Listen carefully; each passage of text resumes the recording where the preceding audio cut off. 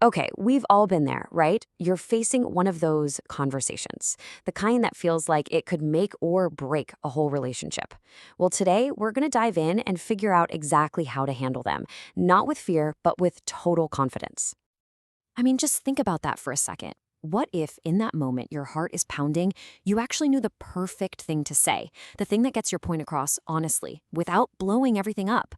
It's that fear of saying the wrong thing that we're going to tackle head on right now. So, why do we avoid these talks? I mean, it really just boils down to one simple thing, doesn't it? We just don't have the script. We don't know the right words.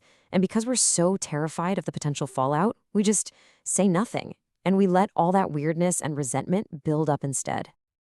But what if I told you the secret to all of this, the key to mastering these moments, can be found in a single, simple text message? I'm going to share a story from my own life that is seriously a masterclass in how to communicate powerfully. This is the story of how my relationship with my wife, Audrey, was basically forged in the fire of one text exchange right at the beginning.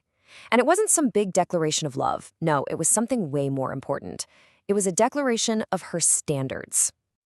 So let me set the scene for you. I'd met Audrey and boom, instant amazing connection. But then I went back to LA and I kind of let it slide.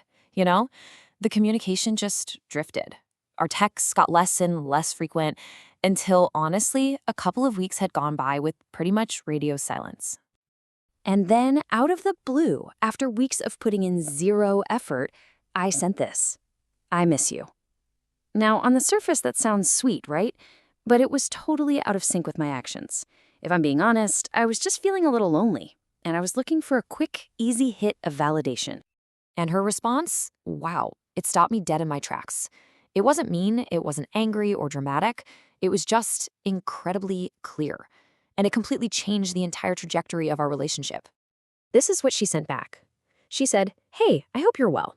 To be honest, when you send me things like that, I don't really know what to say. We haven't really been that close for a while now. And rightly or wrongly, this message comes across as a bid for attention." Ugh, it stung. It stung because it was 100% true. But just look at how brilliantly she constructed that. It's not an attack. It's just a calm observation that basically forced me to take a hard look in the mirror. So why was that so powerful? Why did it work so well? Let's actually pull it apart piece by piece and decode the psychology behind these phrases. Okay, look at this. Every single phrase is doing some heavy lifting. She starts with, "I don't really know what to say." That just expresses confusion, not anger. Then she states a simple fact: we haven't been that close, which points out the huge gap between my words and my actions. The line, rightly or wrongly, I mean, that's just genius. It completely disarms you because she's admitting it's just her perspective. And then the knockout punch, it comes across as, see what she did there? She's not saying you are an attention seeker. She's describing the impact of my behavior. Totally different. And this is the absolute perfect illustration of a standard versus a tactic. A tactic is just a little trick you use to get a reaction. If it doesn't work, you get anxious and you chase them. A standard, though, is a real boundary. When I got that text and backed off, you know what Audrey did? Nothing. She didn't chase me. She just held her ground, which proved to me that this wasn't some game. It was real.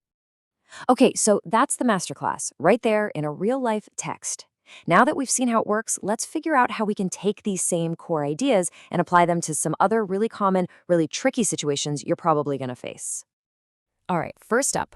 Oh, this one's a classic, and it's always painful. You've been seeing someone, they've told you they aren't seeing other people, but then you notice their dating profile is still up and active. What do? Now, your gut reaction, your common reaction, is to just go on the attack, right? "Why are you still on the apps? You lied to me." And what happens? They immediately get defensive, the walls go up, and any chance of a real conversation is just gone. So instead, try the powerful approach. You start with your feelings. You state the facts without judgment. You said this, but I'm seeing this. You even give them an out, saying it's okay if they want to see other people. But here's where the magic is. I just need to know so I can reevaluate what I'm giving. Boom, you've just taken all the power back. You're not asking for permission, you're making a decision about your own energy. All right, next up. The big one. The dreaded "what are we" conversation. How in the world do you bring up being exclusive without sounding needy or like you're backing them into a corner? So the common way is just this blunt demand for a label. The powerful way? It comes from a place of high value. You're not begging for a title. You're presenting a very real, practical problem. It's like you're saying, hey, I'm directing traffic in my love life, and I need to know which lane to put you in. It invites them to solve the problem with you. And for our last scenario, how to set a boundary around physical intimacy. You want it to mean something, but you also don't want to completely kill the vibe. How do you do it? Here's a script for you. You start with warmth. You acknowledge the attraction. This between you and me would be amazing. Then you just state your standard, clearly, calmly. Notice the words, for me. It's not a judgment on them. It's just a statement about what you need. You're showing that you're intentional about your life. So you see the pattern here, right? It's a simple process. You start with warmth, keep the energy good, you acknowledge the attraction so they know you're not rejecting them. Then the crucial part, you clearly state your standard, owning it with those words, for me. And finally, you don't make it a big, heavy, dramatic moment. You say your piece and you let the moment breathe. That is a sexy, powerful combination of strength and confidence. So we've gone through the scripts, the frameworks, all the psychology, but let's get real. Where does the actual strength to say these things even come from? Let's talk about the foundation. We call them hard conversations for a reason. They take real bravery. But that bravery doesn't just appear out of nowhere. It comes from a rock-solid sense of your own self-worth. It comes from deciding, before you're even in the situation, what is and is not interesting to you. That way, you're not just reacting to whatever they say in the moment. And I really want you to hear this.